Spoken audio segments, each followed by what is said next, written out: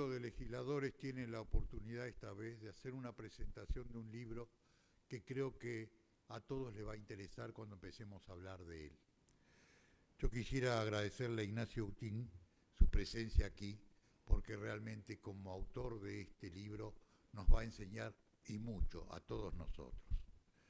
El Círculo de Legisladores, quiero resumir lo que significa.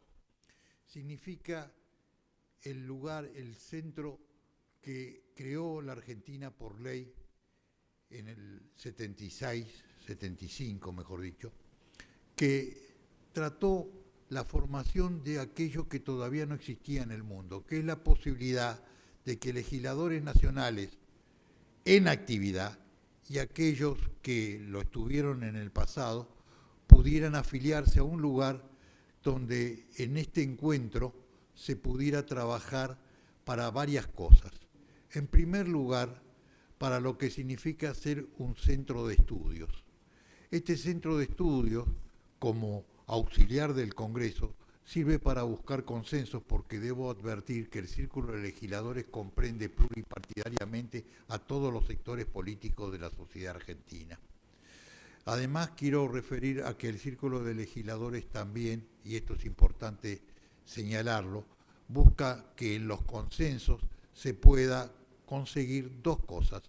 Primero, de que en la discusión se pueda lograr en el intercambio de ideas un lugar mucho más accesible a lo que significa la intimidad de la transmisión de las ideas. Y el otro aspecto que es muy importante es llegar a distintos sectores de la sociedad involucrándolos en la tarea legislativa. De tal manera debo advertir de que todos los años se realiza un congreso juvenil donde el Congreso de la Nación aporta todo lo que significa el apoyo a que de distintas universidades vengan aquellos que se puedan sentir legisladores en una oportunidad y que sepan cómo se maneja y cuál es el mecanismo del Congreso Nacional. Y así se forman comisiones, se tratan proyectos de ley, hasta inclusive en sesiones que se realizan en el propio Congreso de la Nación. También debo advertir de que esto sirve para atender cualquier tipo de problemática que pueda surgirle a los legisladores en cualquier sentido, y en esto apoya el Círculo de Legisladores la creación de una mutual para atender estas necesidades, y también lo que es el asesoramiento en distintos aspectos que hacen a la vida de una persona. En esto también quiero referirme a que el Círculo de Legisladores, y esta es la actividad que estamos realizando hoy, expresa a través de los invitados que tiene la posibilidad de que todos puedan escuchar e intervenir en distintos tipos de actividades intelectuales que se dan en el país. Hasta inclusive acá tenemos conciertos, actividades interreligiosas, y por supuesto que en este caso concreto estamos presentando un libro que va a tratar sobre un tema que es un drama hoy. El drama que sirve para entender de que en Europa desde el año 45 hasta ahora jamás ocurrió la guerra que está sucediendo allí. Es evidente que nos va a explicar Ignacio Utín a través de su libro y de lo que pueda expresar acá muchas cosas que no conocemos. Inclusive leyendo su libro uno hasta descubre costumbres que no conocíamos. Por ejemplo, les voy a dar un caso que desgraciadamente se está repitiendo, que es el homenaje a las víctimas. Esos homenajes florales, por ejemplo, debemos saber, y se lo cuento como anécdota, que cuando se llevan flores en homenaje a un muerto, tienen que ser en número par, porque la mitad de ellos va dirigida a Dios. Bueno, son costumbres ucranianas que transmito acá para que sepamos que en este libro vamos a aprender muchas cosas, pero lo que más vamos a aprender de que llega un momento en que la política, que el intercambio pacífico de opiniones desaparece para encontrarnos con la guerra.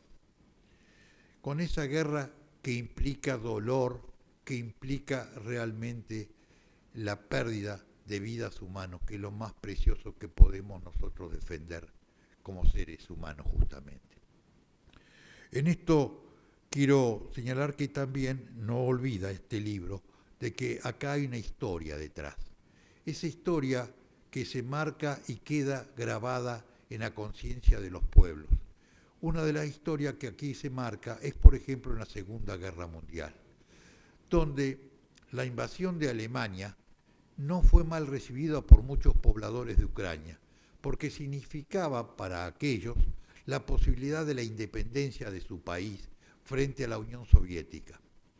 Esta idea, que por supuesto creó unas condiciones que fueron muy difíciles porque dividió sin duda a Ucrania entre aquellos que apoyaron al invasor. Pero quiero aclarar que como este invasor era Alemania nazi, no supieron ganar ni mantener esa simpatía que podían lograr en un principio. En ese aspecto quiero recalcar de que hubo algunos que al principio recibieron bien la invasión y que después se dieron cuenta que no iban a tener su Ucrania independiente y que por el contrario lo que estaban cambiando era de amo. Esta situación hizo que algunos cambiaran de opinión y otros se mantuvieran inclusive en esa opinión favorable a las tropas invasoras. Y así tenemos el caso de Stepan Bandera, que se lo menciona aquí en el libro. Tenemos el caso también de otros que paradójicamente terminaron aceptando esta situación de Alemania nazi. Creo que es importante señalar que testimonios de este libro están planteando que acá hubo situaciones como la Brigada Aidar o Azov, es decir, que hay grupos de extrema derecha en Ucrania que han actuado y siguen actuando, lo cual inclusive es contradictorio con lo que significa Zelensky. Zelensky, el presidente de Ucrania, tiene origen judío, todos lo saben, y esto marca, digamos, algún tipo de contradicción, porque por otro lado hay grupos políticos ucranianos que en el Parlamento y en la calle han defendido la reivindicación de aquellos ucranianos que estuvieron con Alemania nazi, o por lo menos en un primer momento tuvieron simpatías por ello. El hecho concreto es que en esa Ucrania de la Segunda Guerra significó masacres y muertes por doquier, donde fueron perseguidos minorías polacas, minorías judías por supuesto, digo por supuesto porque normalmente los grupos nacionales entraban en ese tipo de ataques, y que hoy por hoy hay testimonios donde dentro de lo que defienden la independencia de Ucrania, la autonomía de Ucrania, y atacan al sector oriental de Ucrania, o sea, la parte que habla ruso, que se siente más consustanciada con lo que es Rusia. En realidad, en estos sectores hay aquellos que evidentemente tienen un desprecio absoluto por minorías que lo expresaron en la Segunda Guerra y estarían dispuestos a expresarlos actualmente.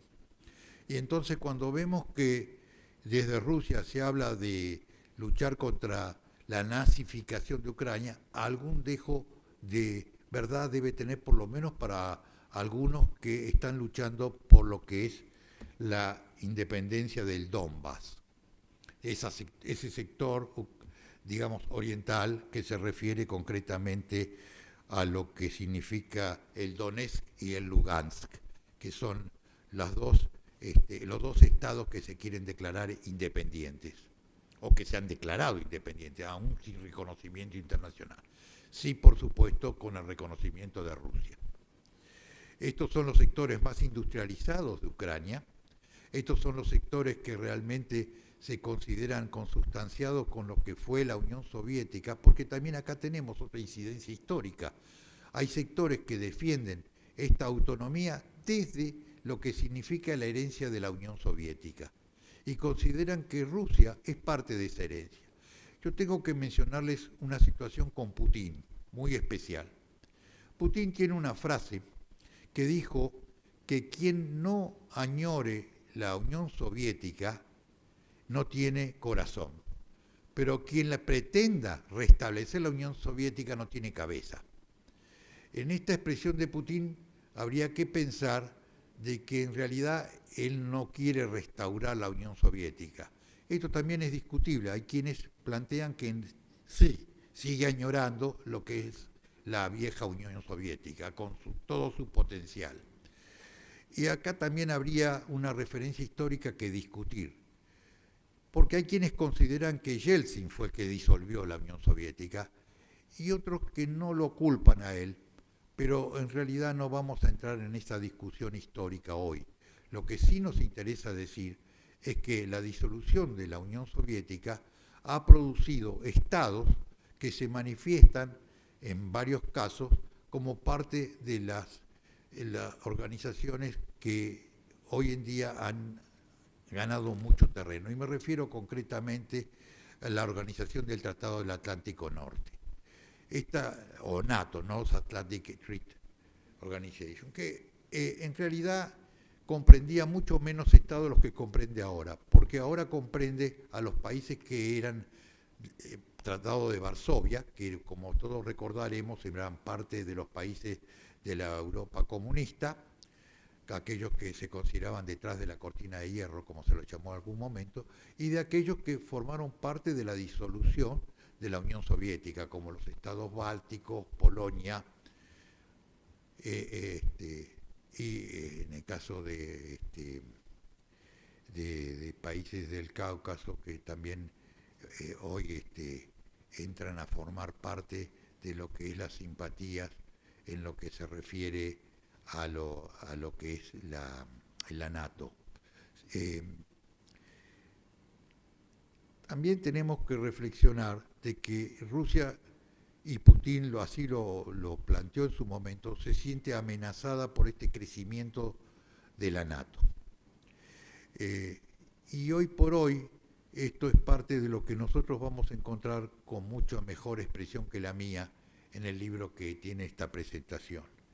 Ignacio Putin no es un periodista cualquiera, es un periodista con un respaldo extraordinario de su trabajo. Aquellos que vemos televisión y que leemos los diarios nos vamos a dar cuenta, si conocemos este libro, cuánta diferencia hay entre lo que se habla de aquellos que creen que saben todo y no saben nada. Acá hay alguien especializado en el tema internacional, alguien que se recibió en la Universidad de El Salvador, primero como magíster en Relaciones Internacionales y también en su licenciatura de periodista. Pero no solo eso, y me llama la atención que haya llegado tan lejos Ignacio Putin, porque inclusive estudió, y dice que en la Universidad de Laponia, supongo que habla de Ravaniemi, ciudad que quedó destruida después que los alemanes se retiraron y que Álvar Alto pudo reconstruirla. No lo dice todo el libro, pero ni lo he hablado jamás con él, pero quiero que se sepa que él ha llegado muy lejos, ha llegado al Ártico a estudiar. En este sentido, Ignacio Putin, algún día me gustaría que tuviera otra charla sobre ese tema, que por supuesto desconocemos mucho de la Argentina, pero que nos habla de un mundo muy interesante, pero muy interesante. Y valga con esto también que tiene actualidad, porque vemos que Finlandia y Suecia están planteándose su posible entrada a la NATO. Eso también viene al caso porque Finlandia y Suecia han sido países más bien neutrales. Cuando hablamos de Suecia hablamos de la isla de Gotland, que está en el Báltico, que es quien afirman que militarmente es muy importante porque domina un poco este mar. Y cuando hablamos de Finlandia tenemos que recordar que Finlandia tiene situaciones históricas muy difíciles, porque Finlandia tuvo un conflicto con Rusia, en aquel entonces Unión Soviética, en el año 39, que le costó parte de su territorio. Sin embargo, tengo que hablar bien de lo que significa Finlandia. ¿Por qué voy a hablar bien? Porque cuando Alemania invade la Unión Soviética, llega hasta el sur de los suburbios de lo que en entonces se llamaba Leningrado. y para sitiarla completamente necesitaba la ocupación del norte de Leningrado para terminar de ocuparla. Finlandia había reiniciado su guerra con la Unión Soviética y había recuperado la ciudad de Viipuri o Viborg, que queda entre el lago Ladoga y el mar Báltico, muy cerca de Leningrado. Y ellos recuperaron sus antiguas fronteras que habían perdido con la Unión Soviética. Los alemanes le pidieron que avanzaran más hacia el sur para terminar de ocupar Leningrado. Y Finlandia dijo, no avanzamos más que hasta el lugar donde era nuestro territorio. Es decir, demostraron una altura política que es digna de tener en cuenta. De cualquier manera, y yendo un poco de vuelta a la historia que nos ocupa, quisiera que tengamos conciencia de la ignorancia que existe sobre este tema y el hecho de que hagamos en esa situación luz a través de lo que ha significado Ignacio Utin con su libro, que recomiendo fervorosamente de que se lea o que se conozca por lo menos en alguna de sus partes. Por eso yo estoy orgulloso de poder presentar acá a un periodista de esta estatura.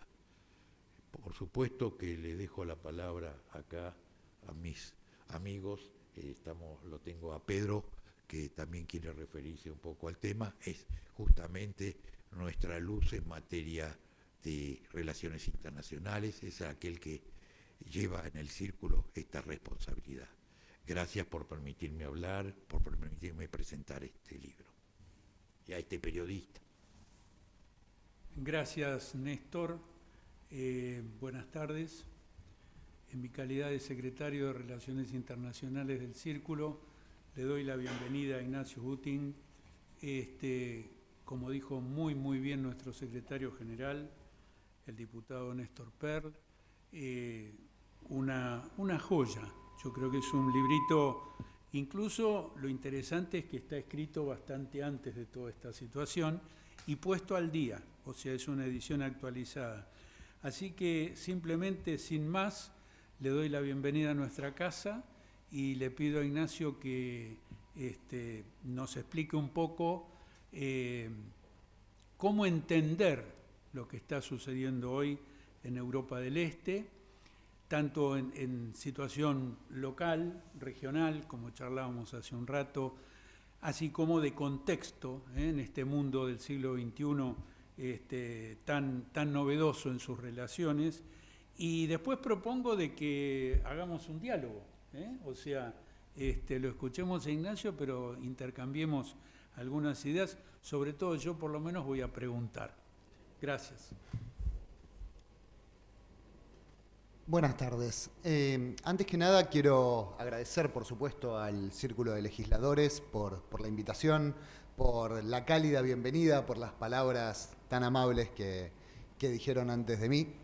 Es realmente una guerra muy compleja la que estamos viviendo hoy por hoy y quizás ese sea el mayor de sus problemas, porque es una guerra que no permite ser leída fácilmente, no alcanza con lecturas maniqueas, con decir cosas como Vladimir Putin, el presidente ruso, está loco, entonces por eso invade Ucrania, o es malo, por eso invade Ucrania. O vamos un poco más profundo, no seamos tan básicos. Vladimir Putin invade Ucrania porque Ucrania es un país democrático y Rusia no. Y a Rusia no le gusta que Ucrania sea un país democrático. Parece un argumento un poco más profundo y sin embargo es igualmente básico. Al final del día, lo que más se escucha hoy por hoy, la lectura más frecuente de esta guerra, es que Rusia es buena, Ucrania es mala y por lo tanto Ucrania va a ser destruida, o parece camino a ser destruida, por Rusia, que es un villano. Y obviamente no es así. Ninguna guerra es así. Ninguna guerra es una dicotomía entre buenos y malos, entre héroes y villanos y nada más que eso. Porque ningún ser humano es un héroe o un villano y nada más que eso. Por supuesto que las relaciones diplomáticas, las relaciones internacionales, la política, no es una mera discusión entre buenos y malos. Y hay que tener en cuenta este tipo de aristas. Hay que tener en cuenta los antecedentes de Ucrania, que es un país que no empezó la guerra el 24 de febrero pasado. Ucrania está en guerra, en principio, desde 2014. Lleva 8 años de guerra ininterrumpida, pero antes de eso tuvo que lidiar con la disolución soviética, tuvo que lidiar con 2 revoluciones muy importantes, la Revolución Naranja de 2004 y la Revolución de la Dignidad, como lo llama hoy por hoy el Estado ucraniano, de 2013-2014. Tuvo que lidiar con Chernóbil, la mayor catástrofe nuclear de la historia en 1986. Tuvo que lidiar con la Segunda Guerra Mundial, con un enfrentamiento entre bolcheviques de la Unión Soviética, el Ejército Rojo y el invasor nazi, y Ucrania estaba en el medio.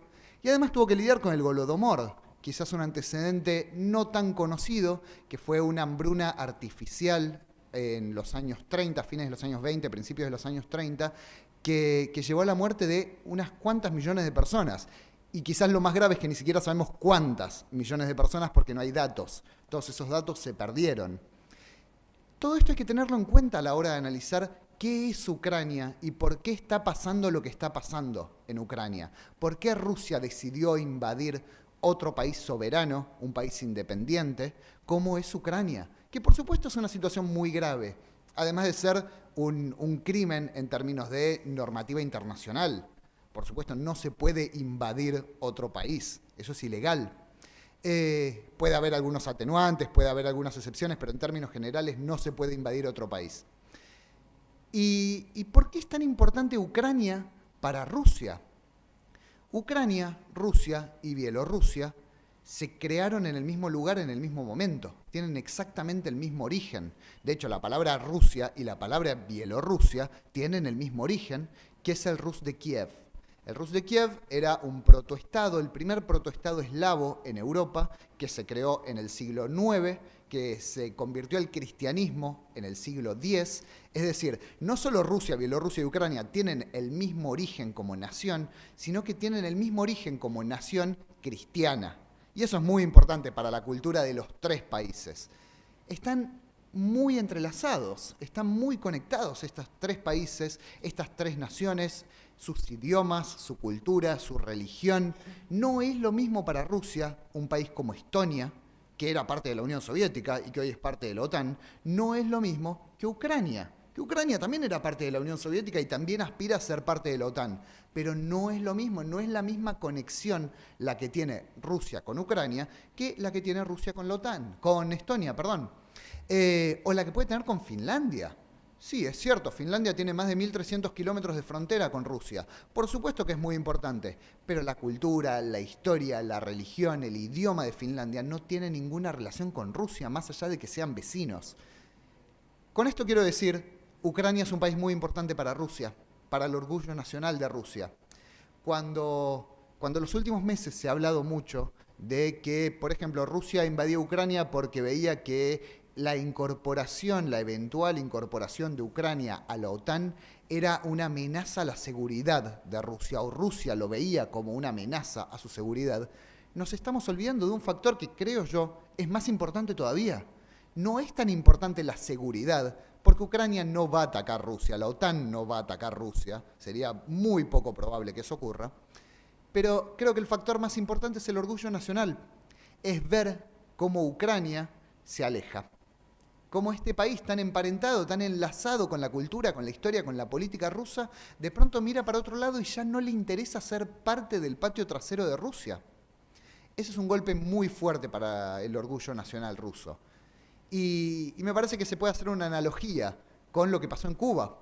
Para Estados Unidos no era lo mismo una revolución socialista en África que una revolución socialista en el Caribe. Nunca fue lo mismo.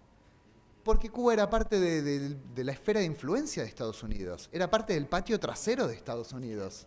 Por supuesto que no era lo mismo, porque existía una conexión geográfica, cultural, histórica, política, y eso mismo pasa en Ucrania. Por supuesto que esto no es una decisión de Ucrania, y menos aún es una decisión moderna de Ucrania. Ucrania se independizó en 1991, hace apenas 30 años. Eso no es mucho. No es un periodo demasiado extenso para la creación de un país. Es cierto que Ucrania tenía una historia previa, tiene siglos de historias previas, pero como país moderno, como Estado moderno, se creó hace apenas 30 años. Y en esos 30 años, Ucrania lidió no solo con su pasado, sino también con su futuro. ¿Qué quiere ser Ucrania? ¿Cuál es el camino a seguir? Y en los últimos 30 años, en realidad los últimos 22, hasta el 2014, hasta el inicio de la guerra, Ucrania se dirimía entre Oriente y Occidente. Un país dividido en dos, con un Oriente donde se habla predominantemente ruso, más cercano políticamente a Rusia, y también más industrializado y más ligado a la Iglesia Ortodoxa rusa. Y un Occidente, del otro lado del país, más nacionalista, donde se habla ucraniano y donde se mira mucho más a Occidente. Y además, si de un lado está la región más industrializada, del otro está la región más ligada a la agricultura, este gran granero de Europa. Ahora, hoy por hoy, que hablamos tanto de la escasez de trigo, exactamente, ese mapa quería mostrar. Hoy por hoy que hablamos de la escasez de trigo es justamente del oeste de Ucrania. En este mapa se ve muy claro porque es un mapa que superpone los resultados electorales de la última elección presidencial antes de la guerra, que fue en 2010, y las protestas que hubo cuando cayó ese presidente. Ese presidente, Viktor Yanukovych, venía del este del país. Venía de esta región en azul, en celeste, que es la región donde se habla ruso. Es la región más cercana política y culturalmente a Rusia. Del otro lado del país, del oeste, es una región mucho más cercana, cultural, política, históricamente, a Occidente. Eso significa que son dos países en uno de alguna forma. Y en estos 30 años Ucrania nunca supo lidiar con esas diferencias. Tradicionalmente esas diferencias se dirimían en elecciones y punto. Se terminaba ahí. Pero en 2014, en noviembre en realidad de 2013, hubo un punto de quiebre. Este punto de quiebre fue que el presidente Viktor Yanukovych, que como decía venía del este del país, de la región más cercana a Rusia, tenía que firmar un acuerdo político-comercial con la Unión Europea, acuerdo que se había negociado durante la gestión anterior, durante la gestión del presidente Viktor Yushchenko, que había dejado el poder en el 2010 en el medio de una crisis bastante importante económica, pero ese es otro tema. Yanukovych tenía que firmar este acuerdo político-comercial, que el problema era que era mutuamente excluyente con un acuerdo que Ucrania ya tenía con su principal socio comercial, con Rusia. Y Yanukovych decidió no firmar este acuerdo con la Unión Europea, privilegiando a su principal socio comercial y su principal apoyo político, que era Rusia. Mucha gente interpretó esto como alejarse de facto de los valores que representa la Unión Europea, valores ligados a democracia, a cosmopolitismo, a aperturismo, a tolerancia, y acercarse a los valores que supuestamente representa la Rusia de Vladimir Putin. Valores que no están ligados a la democracia, sino al autoritarismo y demás. Mucha gente no interpretó esta decisión como una mera decisión económica de privilegiar al principal socio comercial en lugar de una apuesta sin mayor sostén, una apuesta a futuro sin ninguna certidumbre. Dejar de lado al principal socio comercial a cambio de nada.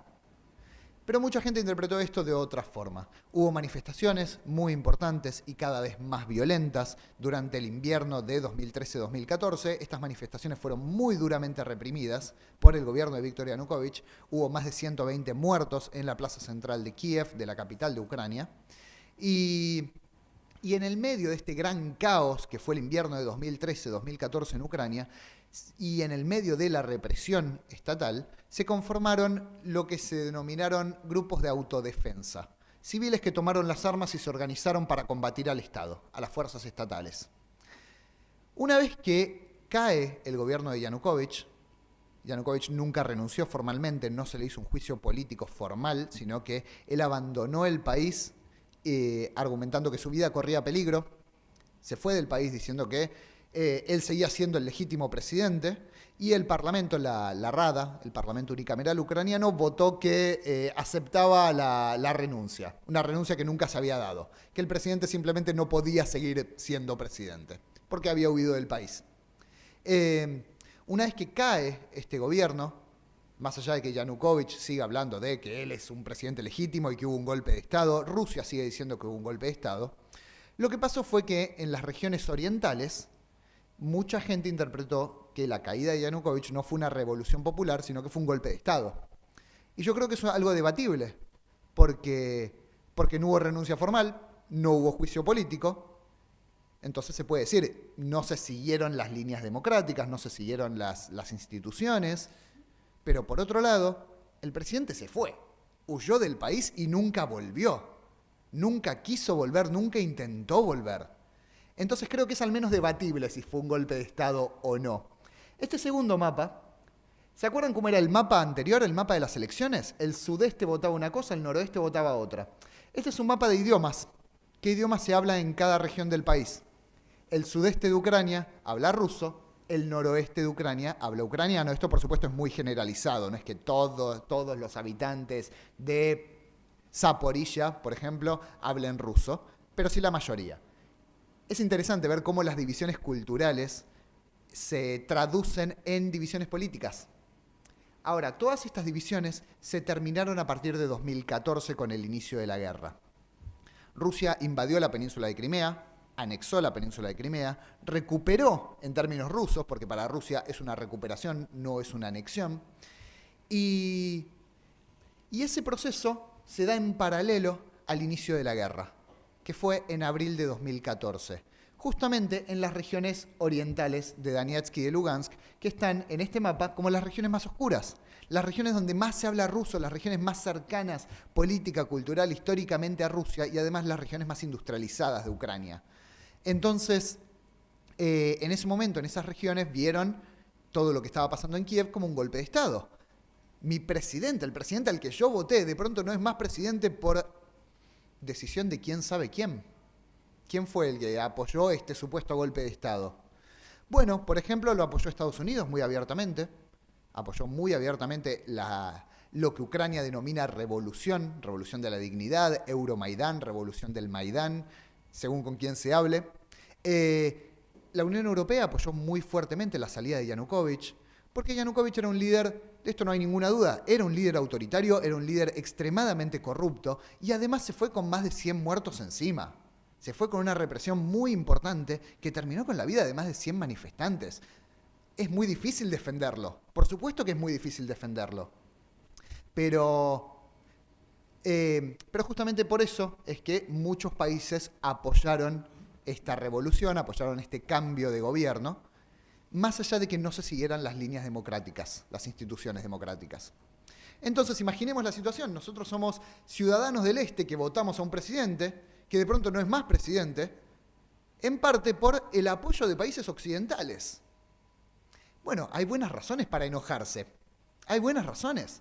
Y a esto se le suma que estos grupos que les comentaba antes, los grupos de autodefensa, en muchos casos estaban muy vinculados al nacionalismo, a la extrema derecha, cuando no abiertamente neonazis.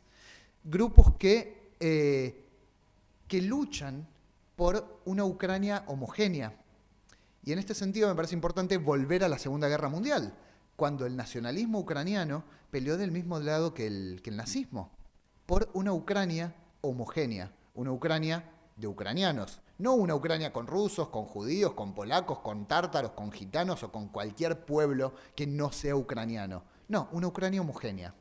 Entonces, cuando estos grupos reaparecen desde el este, ven no solo que le sacaron al presidente, no solo que ven un apoyo occidental muy importante, sino que además ven a grupos neonazis que van a atacar a las poblaciones rusas. Esto no significa que efectivamente fuera a pasar, que efectivamente fuera a haber un genocidio, campos de concentración, muchos soldados o grupos armados camino a destruir a buena parte de la población ucraniana. Pero buena parte de la ciudadanía del este lo interpretó de esa forma. Y a esto se le suma una propaganda muy intensa y un nuevo presidente en Ucrania, un presidente interino, Alexander Turchinov, extremadamente bruto, que no tuvo mejor decisión al comienzo de la guerra que declarar que todos los habitantes del este del país eran terroristas y que por lo tanto correspondía atacarlos. Tuvo una política realmente muy bruta en ese momento que llevó a la muerte de muchos civiles y además, más allá de la muerte de civiles, llevó a que mucha gente se sumara a los nuevos grupos armados del este, los grupos que estaban en contra de lo que denominaban golpe de Estado. ¿Cómo no voy a estar en contra si es un golpe de Estado y si además mi propio gobierno, el gobierno que se supone que me tiene que defender, ahora me está atacando y diciendo que yo soy terrorista, mi familia es terrorista, mis vecinos son terroristas, el maestro de mis hijos es terrorista, los enfermeros del hospital son todos terroristas y hay que matarlos a todos? Claro, por supuesto que hubo cada vez más apoyo a la insurrección. La insurgencia, las revueltas, lo que Ucrania denominó terrorismo. Y en mayo, estos grupos, que ya controlaban buena parte del Donbass, del este de Ucrania, declararon su independencia, como la República Popular de Donetsk, que es esta bandera, Donetskaya Narodnaya Respublika, y en la otra provincia, la República Popular de Lugansk, que es esta bandera. Son dos estados autoproclamados, dos repúblicas autoproclamadas, que desde el 21 de febrero pasado son reconocidas por Putin como países independientes.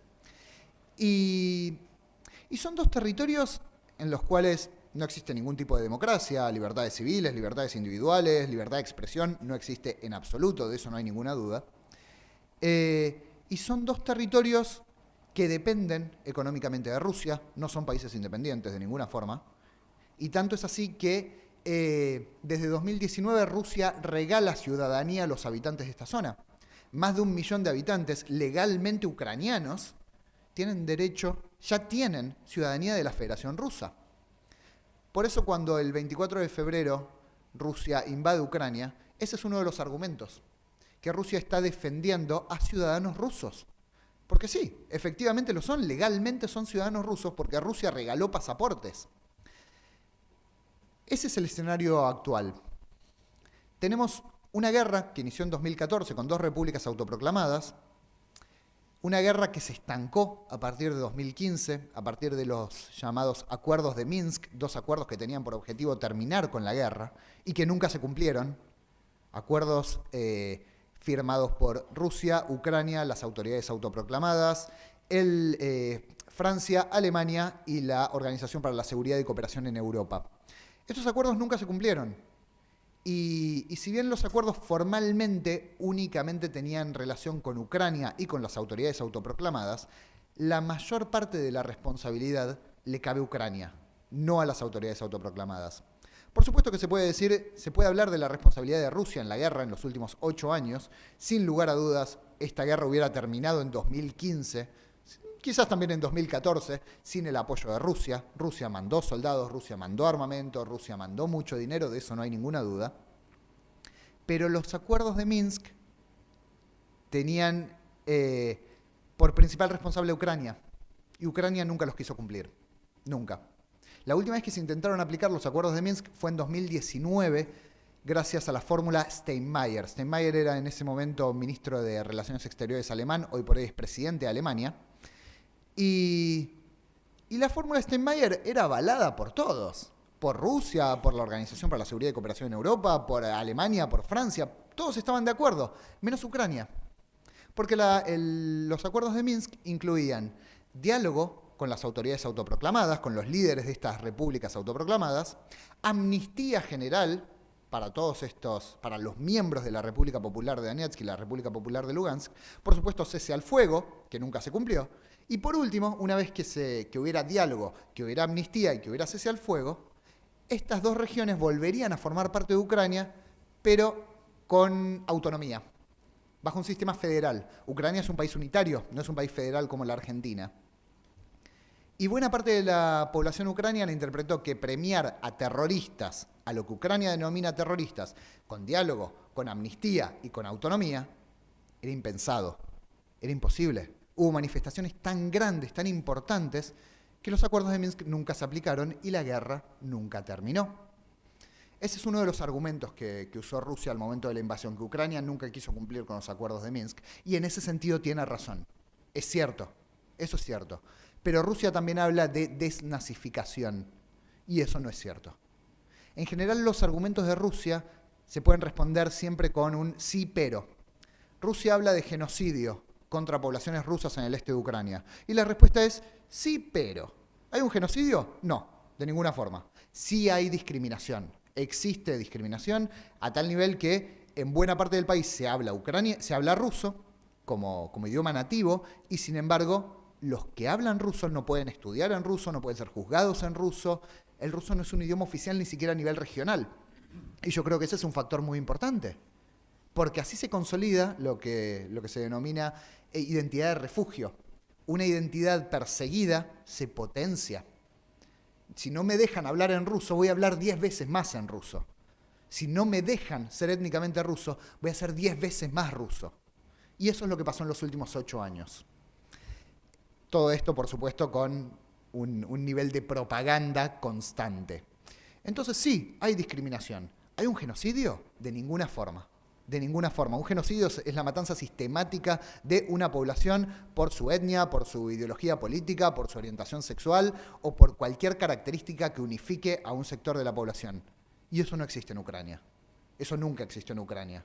Aún en la etapa de Turchinov, al principio de la guerra, que fue particularmente bruta, la mayor parte de los civiles murieron porque se bombardearon zonas civiles, no porque existiera la decisión manifiesta de destruir, de asesinar a buena parte de la sociedad. Entonces no hay un genocidio de ninguna forma. Y cuando Putin habla de desnazificar, también es un sí pero. Sí, en Ucrania existen grupos neonazis, sí, absolutamente, son preocupantes. ¿Es un problema? Por supuesto que es un problema. Existe SICH, existe C-14, existe el batallón Azov, existe Pravi Sector, sector derecho, que es muy importante, existe el batallón Aidar. Hay muchos grupos, algunos de los cuales son autónomos. Tienen su propia financiación, tienen sus propias armas, tienen su propia gente, toman sus propias decisiones. ¿Cómo no va a ser preocupante eso? Por supuesto que lo es.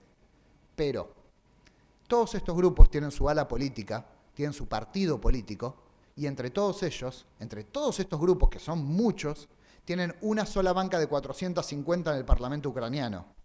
Lo que da una pauta de que no tienen mucho apoyo, no tienen mucha fuerza. Una sola banca de 450. Entonces la respuesta a Putin cuando habla de desnazificar es sí, pero. Porque Ucrania no es un estado nazi de ninguna forma. Para ir cerrando y pasar un poco más al debate, que creo que hablé demasiado. La invasión del 24 de febrero es claramente ilegal y yo creo que es indefendible. No se puede justificar de ninguna forma, no se puede avalar de ninguna forma, pero hay que tratar de entender las razones que llevan a que Rusia invada un país en pleno 2022, en pleno siglo XXI, cuando creímos que todo esto había quedado atrás, cuando ya casi no existen guerras interestatales. Las guerras tienden a ser entre grupos separatistas, grupos terroristas y un Estado. Casi no hay guerras interestatales, guerras clásicas, guerras clausewitzianas. Creo que hay que intentar entender las razones. Y una de las razones, yo la dije al principio, es el orgullo nacional ruso. Es ver que Ucrania se está alejando. Eso es un golpe muy duro al orgullo nacional. Y creo que si hay algo que caracteriza a Putin, es justamente su obsesión por devolverle el orgullo nacional a Rusia, por devolver a Rusia a la mesa grande de la política internacional, a la hegemonía que tenía la Unión Soviética durante la Guerra Fría, en ese mundo bipolar. Cuando Putin ve que Ucrania se le aleja, y se le aleja para siempre, porque ya no existe esa dicotomía de la que hablábamos antes, entre partidos más prorrusos y partidos más proeuropeos, eso no existe más. Ya no hay partidos cercanos políticamente a Rusia. Ucrania está perdida. Ucrania está perdida. ¿Qué puede hacer Rusia con eso? Bueno, en principio, invadir. Uno puede decir, si lo decimos informalmente, puede patalear y enojarse. Y sí, buena parte de esta invasión se justifica así, como un pataleo, porque no sabe qué más hacer, porque no hay otra posibilidad, porque ya se le fue Georgia, se le está yendo Moldavia, Bielorrusia en su momento estaba muy cerca de alejarse de Rusia, y Ucrania está perdido para siempre. Rusia está perdiendo su esfera de influencia, está perdiendo su colchón de seguridad que tradicionalmente separaba al territorio de la Federación Rusa de la OTAN. A esto se le suma la población rusa en Ucrania, se le suman los recursos de Ucrania. Ucrania tiene, por ejemplo, mucho carbón, pero yo creo que el punto al final del día no tiene que ver con los recursos, y no tiene que ver con la seguridad, sino que tiene que ver con el orgullo nacional. Más allá de que podamos debatir qué pasa con la OTAN. Y más allá de que Rusia insista en que lo que más le interesa es una reestructuración de las políticas de seguridad y defensa del continente europeo, que son políticas que vienen de los 90, de cuando Rusia venía de la disolución soviética, que estaba extremadamente debilitada. Rusia hoy quiere barajar y dar de nuevo, cambiar las políticas de seguridad, que la OTAN deje de sumar países. Más allá de que los países se sumen a la OTAN en forma independiente, por voluntad propia, y que nadie le ponga un arma en la cabeza a Niinisto, el presidente de Finlandia, para que se una a la OTAN. Por supuesto que no es así. Pero también hay una decisión de la OTAN de abrir el juego, de abrir las puertas. Todos estos factores hay que tenerlos en cuenta a la hora de analizar la invasión. Y como decía en un principio, no hay que quedarse con la idea de que Rusia es malo, Ucrania es bueno y punto. Porque ninguna guerra es tan simple. Y en ese sentido, quiero agradecerle particularmente a Diana, que nos está acompañando, porque Diana vivió en Rusia, trabajó para una cadena rusa, del Estado ruso, y conoce muy bien la cultura rusa. Mucho mejor que yo, por lo menos. No creo. Bueno, gracias, Ignacio, por convocarme.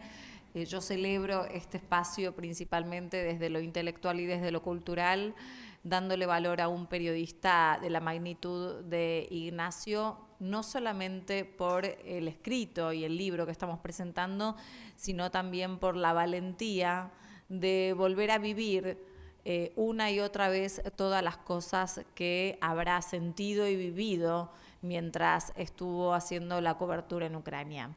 Quienes hemos hecho cobertura de guerra no siempre nos animamos a contar, a hablar y a pasar una y otra vez las vivencias por las que hemos pasado.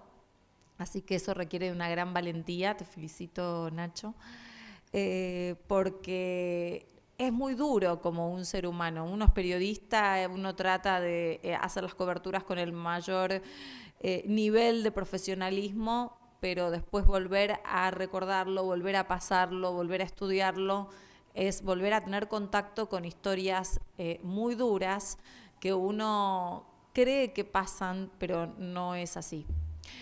Perduran en el tiempo y por sobre todas las cosas uno toma mucha dimensión en los países en guerra, cómo se puede resquebrajar la vida de una sociedad, y les diría casi sin recuperación. Propiamente Rusia todavía no se recuperó de las pérdidas que tuvo la Segunda Guerra Mundial. Cada 9 de mayo, como hasta hace poquito, que se cumplió un nuevo aniversario, muchas familias rusas salen a las calles con las fotos de un tío, un abuelo, un padre y demás, con una vivencia muy cercana de lo que fue la pérdida de la Segunda Guerra Mundial.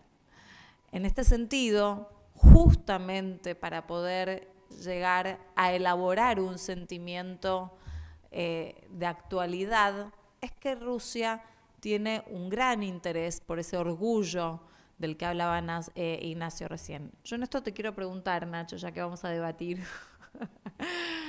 si realmente vos crees que el orgullo que tiene Rusia por defenderlo, y en este caso vos pusiste en el nombre de Putin, ¿es realmente de Putin el dirigente, o Putin habla por toda la sociedad, en definitiva? Me parece que no hay duda de que Putin tiene mucho apoyo hoy por hoy. Se ve en cualquier encuesta que el apoyo es abrumador. También creo que es algo que se va retroalimentando. Si en Rusia prácticamente no existen medios que no dependan directa o indirectamente del Estado, cada vez hay menos medios que no estén vinculados de una u otra forma. Hace poco cerraron Medusa, que era un medio bastante conocido, que publicaba información en ruso y en inglés, por eso era muy conocido a nivel internacional. Al final del día es muy difícil acceder a información que no sea favorable al gobierno.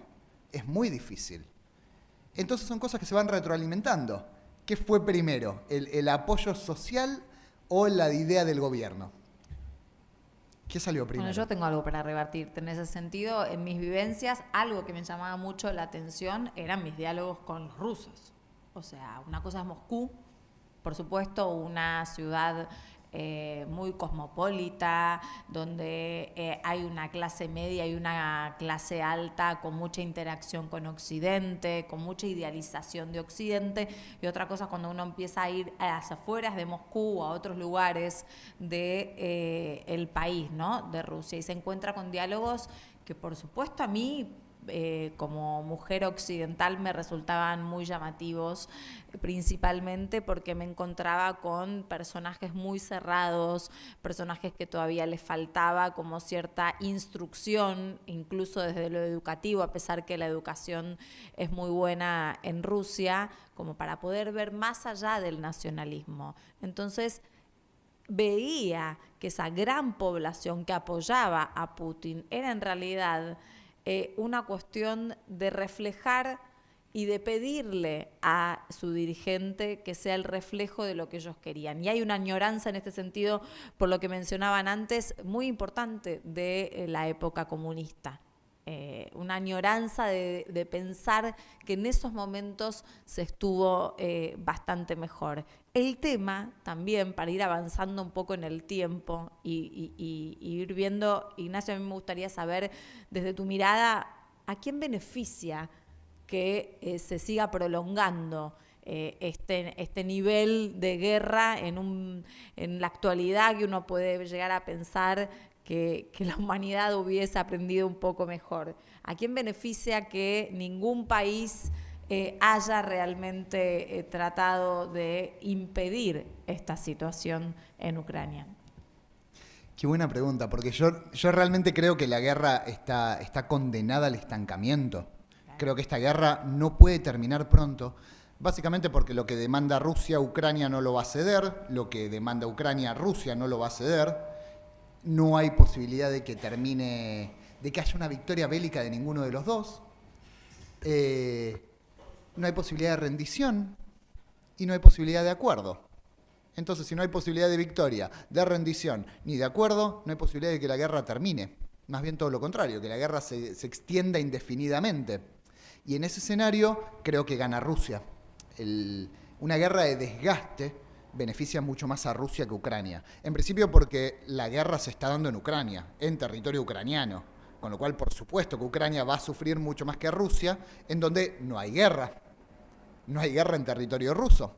Sí, Rusia puede sufrir las consecuencias de las sanciones internacionales, pero también es cierto que Rusia tiene sanciones internacionales, sanciones comerciales muy importantes desde hace 8 años, desde 2014, distintos tipos de sanciones. Y Rusia se sobrepuso a eso. Entonces creo que las sanciones no sirven, las sanciones terminan afectando más al ciudadano de a pie que al que toma las decisiones.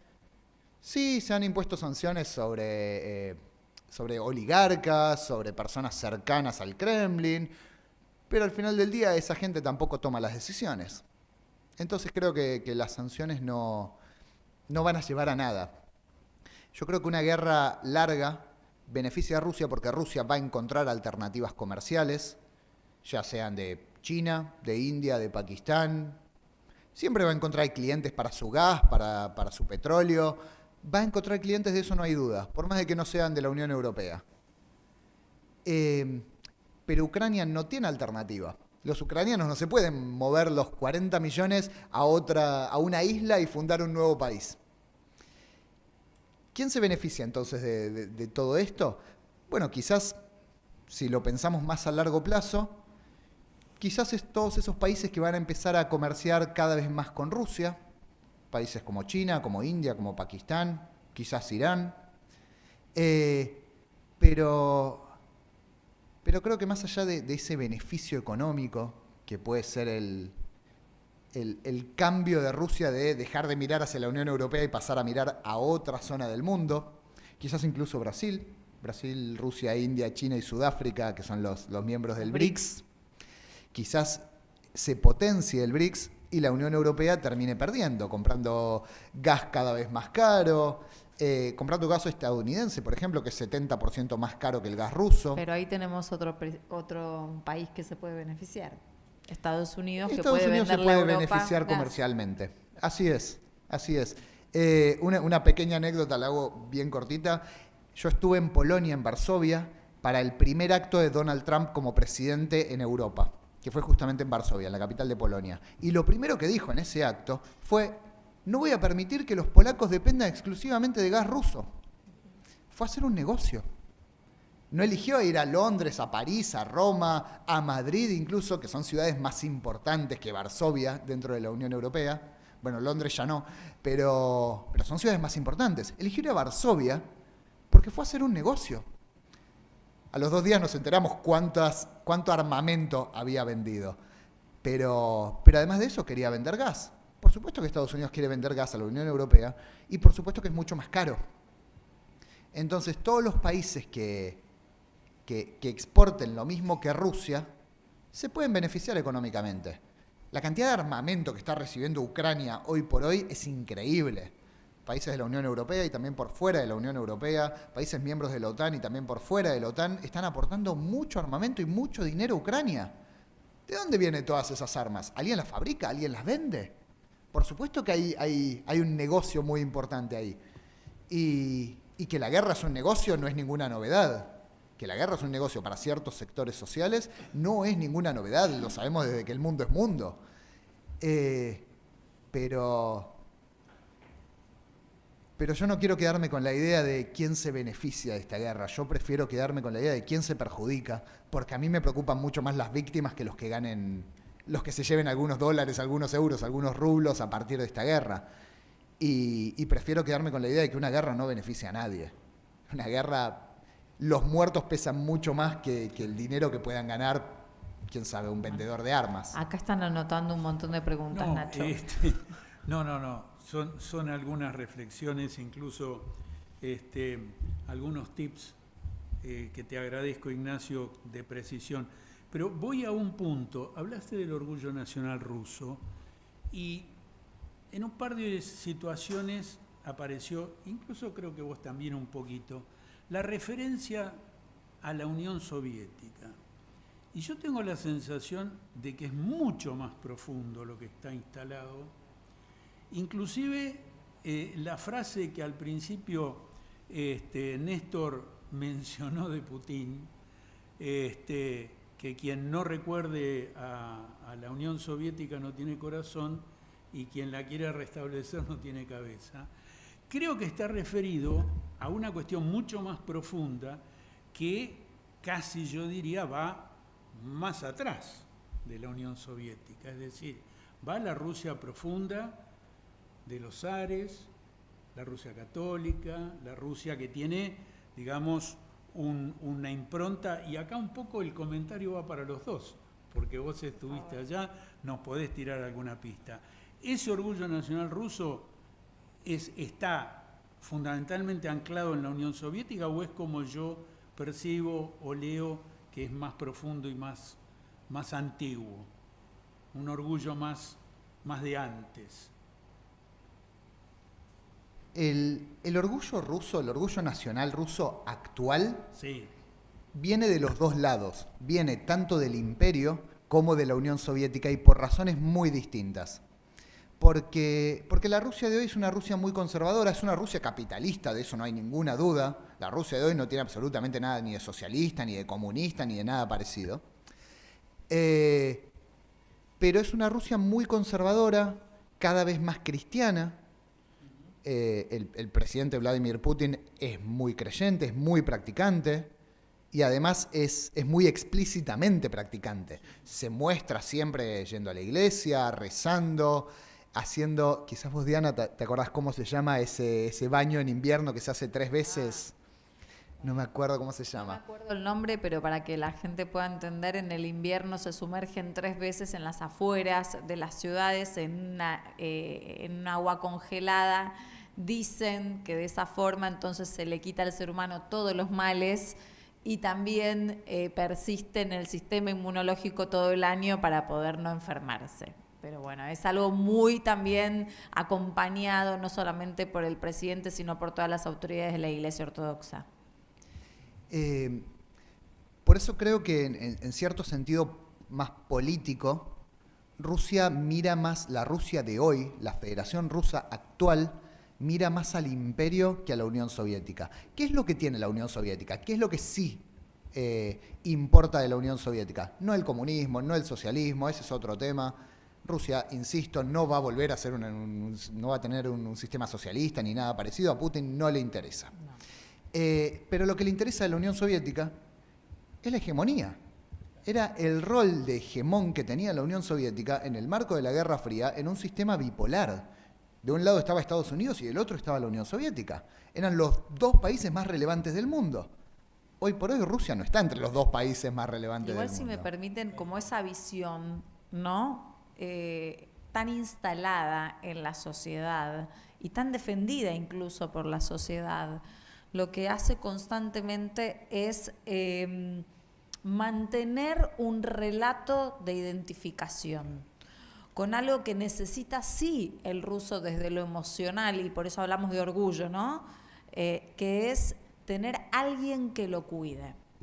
En mis conversaciones actualmente por la guerra en Ucrania con los rusos, muchos la rechazan porque sienten a los ucranianos como hermanos y porque están muy dolidos. Y las expresiones que he escuchado de forma reiterada es: nos fallaron, tanto Zelensky como Putin nos fallaron.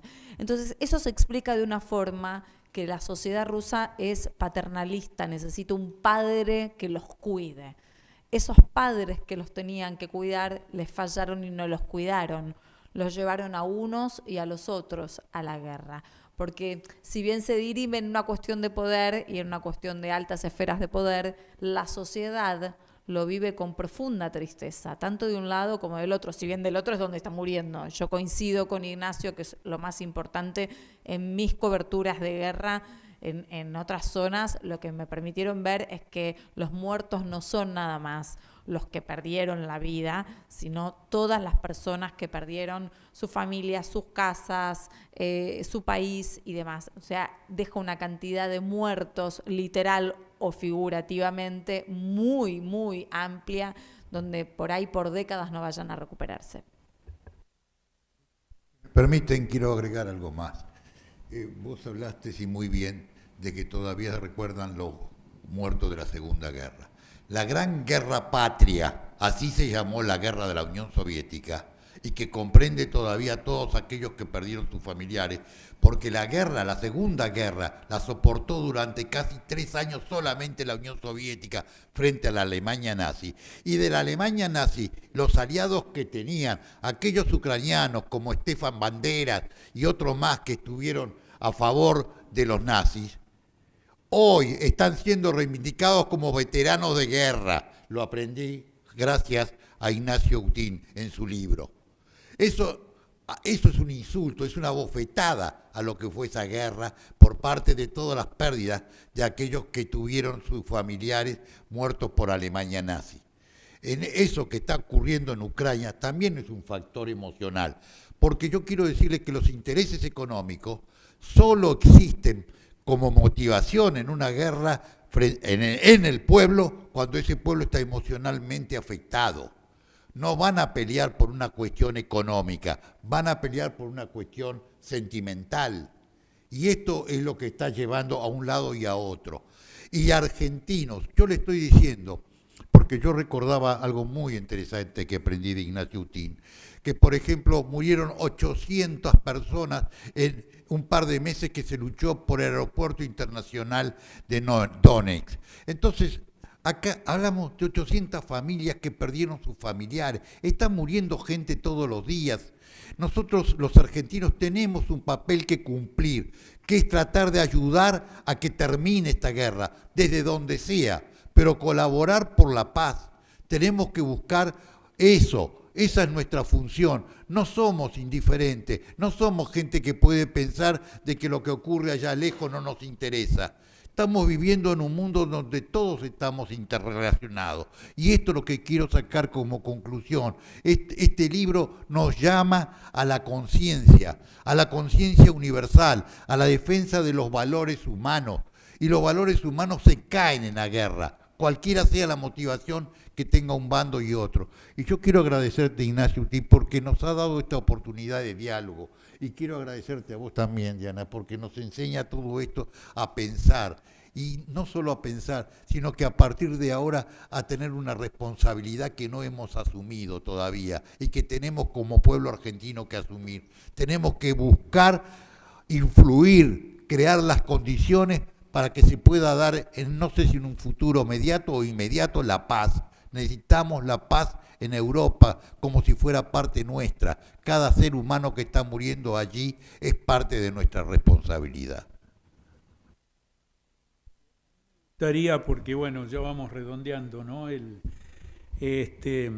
encuentro. Me gustaría dejar una duda, porque es muy pronto para que esto sea una pregunta, pero en el contexto, digamos, de este planeta siglo XXI que está en recomposición geoestratégica todo el tiempo y cada vez más aceleradamente, incluso, confieso algo, nota al pie. Cuando vi una renovada Guerra Fría dije, no me suena. No me suena porque, nada, sigo insistiendo en que, o puntualizo, dejo la nota al pie, digamos, Oriente y Occidente están en una profunda redefinición, yo creo que como nunca había ocurrido a nivel planetario, una profunda redefinición por lo que todos conocemos. O sea, el siglo XXI ya tiene otra locomotora el planeta, ¿no? Yo creo que la locomotora ya hoy es China, se perfila y es, como lo fue Estados Unidos, como lo fue Inglaterra, como lo fue España, como lo fue Francia en siglos anteriores. Y ahí, por eso digo, lo quiero dejar como duda, porque por ahí es como muy pronto para planteárselo a Ignacio y a Diana como pregunta. Pero, ¿cómo en ese contexto, cómo se lee esto que sucede? Porque está claro que Rusia quiere ser, y quiere ser mucho más allá de resolver una cuestión puntual, regional, etc. Está clarísimo que China orejea, mira, digamos, y va usando sabiamente, como siempre lo ha hecho a lo largo de la historia, el tiempo. Pero ¿es posible hoy, a escasos 90 días, poder arriesgar alguna lectura de esto? En el contexto planetario, en esto que está sucediendo de una recomposición, no sé, en la polaridad hacia Europa, también es posible verlo, China, Estados Unidos,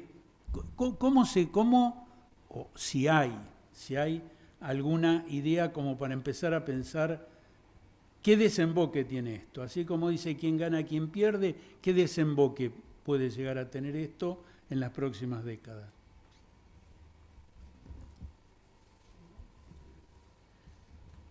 La estrella, querido hijo. Yo soy tu simple compañera. Bueno, yo creo que es realmente muy temprano para vaticinar ese tipo de pronósticos, pero está claro que va a haber un cambio muy concreto, porque una guerra a esta escala no se ve hace muchas décadas. Y uno puede decir, bueno, pero sí, existieron las guerras yugoslavas, que fueron terribles, por supuesto que fueron terribles, pero fueron guerras distintas, porque fueron guerras que tenían que ver con la disolución de un Estado. Entonces tuvieron otro tipo de características. Acá estamos viendo una guerra entre dos estados. Es completamente distinto. Y es completamente distinta la escala, porque ningún Estado, ninguna de las repúblicas autónomas de Yugoslavia tenía armamento nuclear. Y Rusia tiene más de 6.000 ojivas nucleares. Por supuesto que es una guerra a otra escala. Y esas mismas ojivas nucleares son las que hacen que la OTAN no se involucre. La OTAN no quiere tener una guerra abierta contra Rusia y Rusia no quiere tener una guerra abierta contra la OTAN. Eso me parece que deberíamos descartarlo. Ojalá todo el planeta esté descartando esa posibilidad. Porque, bueno, sería catastrófico para todos, incluso para nosotros que estamos muy lejos. Pero antes mencionaba cómo si las sanciones se siguen acumulando sobre Rusia, Rusia no va a tener ningún problema en simplemente mirar hacia otro lado y acercarse cada vez más, por ejemplo, a China. El rol de China es cada vez más importante, eso no es ninguna novedad, el rol político, el rol económico, el rol en términos de diplomacia de China es cada vez más relevante. Y en ese sentido, yo veo las sanciones sobre Rusia como contraproducentes. Porque al final del día, las sanciones son un empuje de Rusia hacia China. Que Rusia se aleje cada vez más de la Unión Europea, se acerque cada vez más, entre otros, a China, y eso no le sirve ni a Estados Unidos ni a la Unión Europea. Entonces creo que las sanciones son contraproducentes, no solo porque los alemanes van a pagar más caro el gas, no solo por eso, que sí, por supuesto, es una consecuencia inmediata, es una consecuencia muy visible, pero esta reestructuración del sistema internacional es cada vez más obvio, y esta guerra forma parte de esta reestructuración. Quizás un debilitamiento de Estados Unidos, quizás al mismo tiempo una mayor hegemonía de la OTAN. La OTAN sigue sumando miembros, pero al mismo tiempo tenemos a una Unión Europea cada vez más débil, cada vez más debilitada, especialmente después del Brexit, y diría especialmente después de la salida de Angela Merkel, que dejó un vacío enorme en la Unión Europea. Lo intentó llenar Macron, pero no pudo, de ninguna forma, quedó muy claro que Macron no puede. Hay un cambio muy importante a nivel mundial de quiénes son los hegemones, quiénes toman las decisiones, quiénes pueden invadir un país y quiénes no. Todo eso está cambiando, pero más allá de eso, yo tomo la decisión personal de quedarme con las historias más pequeñas, si se quieren. Yo quiero quedarme con, al momento de ver la guerra, de entender qué es lo relevante de la guerra, yo quiero quedarme con las familias de los muertos. Yo quiero quedarme con las historias truncadas, con todo lo que deja de existir a partir de una guerra. A mí eso me parece más relevante que lo que haga China o deje de hacer Rusia. Y antes mencionaba el caso de Yugoslavia. Yugoslavia no está en guerra desde 1999, la última de las guerras yugoslavas en Kosovo. Y sin embargo, al día de hoy, las fricciones entre serbios, croatas, albaneses, macedonios también un poco, eso nunca se volvió a pacificar. Siguen existiendo esas fricciones. Este es un imán que yo compré en la República Popular, la autoproclamada República Popular de Donetsk, que dice en ruso, Yagarchu shtoya nie ukrop. Ukrop es una forma muy despectiva de referirse a los ucranianos. Es un ucraniano con insulto. Y este imán dice, estoy orgulloso de no ser un ukrop. ¿A qué voy con esto? Que Ucrania es, por una u otra razón, por razones históricas, por las razones que sean, Ucrania es un país mixto, por lo menos entre rusos y ucranianos, por lo menos, además de otras minorías. ¿Cómo se recomponen las relaciones? ¿Cómo se vuelven a unir un esposo ruso y una esposa ucraniana que vivían en Odessa? ¿Qué se hace con esas familias, con las familias mixtas, con los amigos, con todo lo que se está rompiendo hoy por hoy? Donde hay una parte de la sociedad que dice, estoy orgulloso de no ser ucraniano, aunque la ciudadanía sea ucraniana, aunque el pasaporte diga que son ucranianos, que nacieron en Ucrania. ¿Cómo se recompone eso? Y creo que el problema es que no se recompone. Una guerra no termina con un armisticio. Una guerra no termina con una declaración de paz, aun si llegamos a ese escenario milagroso a esta altura que sería terminar con la guerra. Una guerra no termina así de fácil. Una guerra no termina nunca. Como decía Diana, todos los 9 de mayo se sigue celebrando la victoria, se sigue conmemorando, se sigue recordando a los muertos de la Segunda Guerra Mundial, de la Gran Guerra Patriótica, que fue el periodo de la Segunda Guerra Mundial en el que participó la Unión Soviética. ¿Y cuántos años pasaron desde 1945? Entonces a mí eso me preocupa mucho más. ¿Cómo se recompone una sociedad? Si es que puede recomponerse. Me preocupa mucho más eso que lo que haga o deje de hacer China. Bien. Hay una preguntita que nos ha llegado de nuestro público. ¿Qué consecuencias para Argentina tendría hoy y en el futuro esta nueva Guerra Fría? O renovada Guerra Fría. Digo, si la anterior ya era compleja, esta me parece un poco más. Bueno, las consecuencias más inmediatas tienen que ver con económico. Tiene que ver con el tema económico, por supuesto. Ucrania y Rusia, entre los dos, exportan más de un cuarto de la producción mundial de trigo. Hoy por hoy, Rusia casi no está exportando por las sanciones. Hoy por hoy, Ucrania no puede exportar porque los puertos están bloqueados y porque el país está cerrado.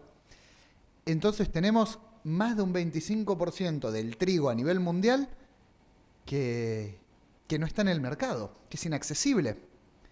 ¿Quiénes sí producen, por ejemplo, trigo? Argentina, Estados Unidos, Australia, entre otros. Esos países claramente se van a beneficiar económicamente. Pero también es cierto que, por ejemplo, India, sabiendo la escasez que se viene de particularmente trigo, India cerró la exportación de trigo. India decidió privilegiar su mercado interno sabiendo que no tiene alternativas, porque va a haber escasez. Ya la hay en determinadas regiones. Si Argentina es de los pocos productores a nivel mundial que pueden compensar esta caída, bueno, seguramente Argentina tenga un beneficio económico en lo inmediato. Si pensamos más a largo plazo y si se mantiene esta lógica de una Rusia cada vez más cercana a China y una China cada vez más fuerte, quizás en algún momento sea como en la Guerra Fría y haya que escoger bando.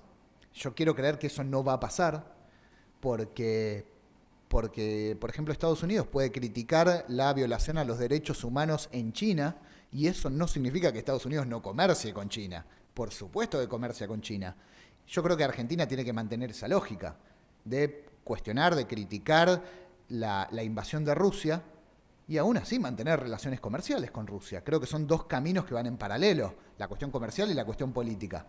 Como Estados Unidos puede criticar la violación a los derechos humanos en China, Argentina puede hacer lo mismo respecto a Rusia y aún así seguir comerciando. Yo espero que esta suerte de renovada Guerra Fría, que no solo tiene que ver con China, Rusia de un lado y Estados Unidos del otro, sino que tiene que ver con muchos factores ligados a la Guerra Fría, como por ejemplo las guerras por delegación, que es lo que se está viendo en el Donbass desde 2014, yo quiero creer que esta vez no va a haber que escoger bando, quedarse con uno o quedarse con el otro y no tener contacto con la parte que no hayas escogido. Pero no lo sabemos. Igualmente yo que me dediqué a lo internacional por versatilidad, no más porque hago más que nada política nacional, acá la Argentina tiene una gran oportunidad de conseguir mercados en el exterior y por ende que ingresen divisas al país que tanto necesita.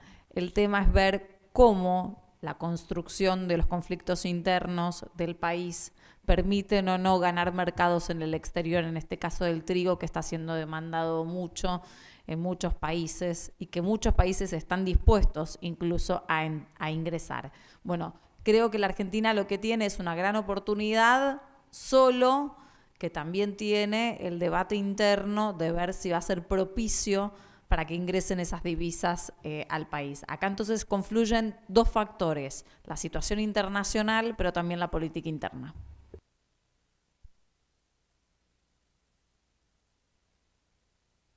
Un final, lamentable final, porque la verdad que esto podría haber continuado durante toda la noche. Yo quiero volver a agradecerle a Diana, Ignacio, perdonen que ya lo trate con esa familiaridad, y ni que hablar con Pedro, que verdaderamente me enorgullece estar con ustedes en esta mesa y haber podido dialogar sobre un tema donde nos falta mucho entender y aprender. Creo que hemos sabido conocer un poco más el mundo en que vivimos, hemos visto los enfoques que se han dado y vuelvo a reiterar algo que me interesa, que todos realmente sepamos que el mundo es uno solo. No estamos viviendo distintos mundos, estamos viviendo un solo mundo que es nuestro hogar, es nuestra casa. Y en este mundo están ocurriendo cosas que tenemos que enterarnos, saber, conocerlas.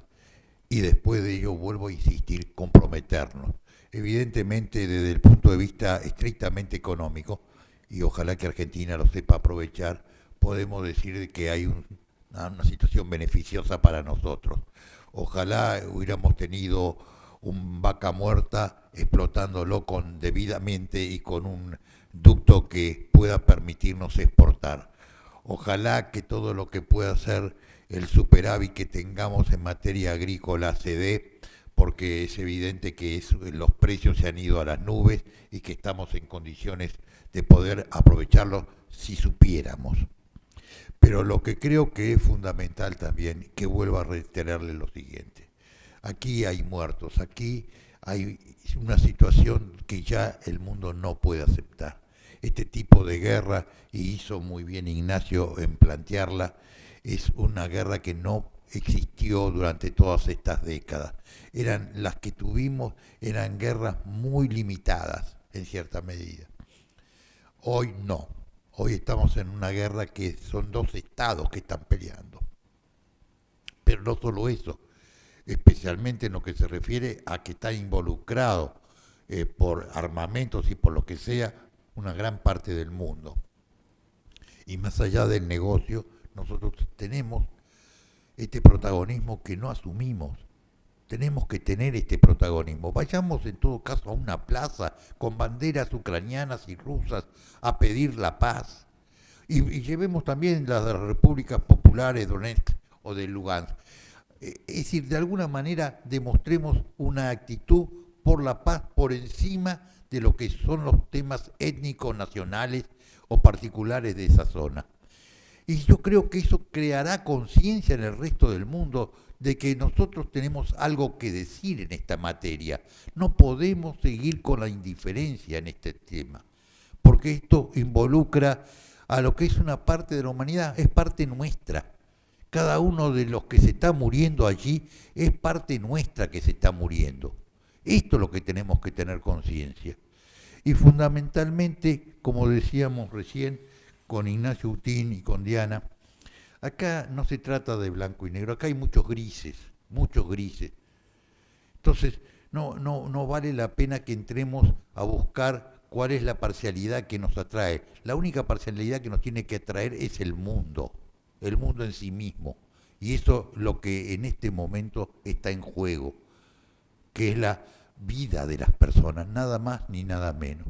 Y quiero agradecerle mucho, lo veo acá a Marcelo, veo a todos los que están ayudándonos, porque Marcelo Murcillo es el que organiza toda la parte tecnológica, de la cual varios de acá somos muy burros, y esto nos permite llegar a lo más lejos posible. Bueno, vuelvo a agradecerte y agradecerle a ustedes, y espero que esto sea una parte de una nueva reunión. No es que con esto se terminó la reunión, pasamos a tener una especie de periodo de tregua, pero ya volveremos a esta lucha que es enfrentarnos con una verdad que es desconocida para la mayor parte de la gente. Muchas gracias a todos nuevamente.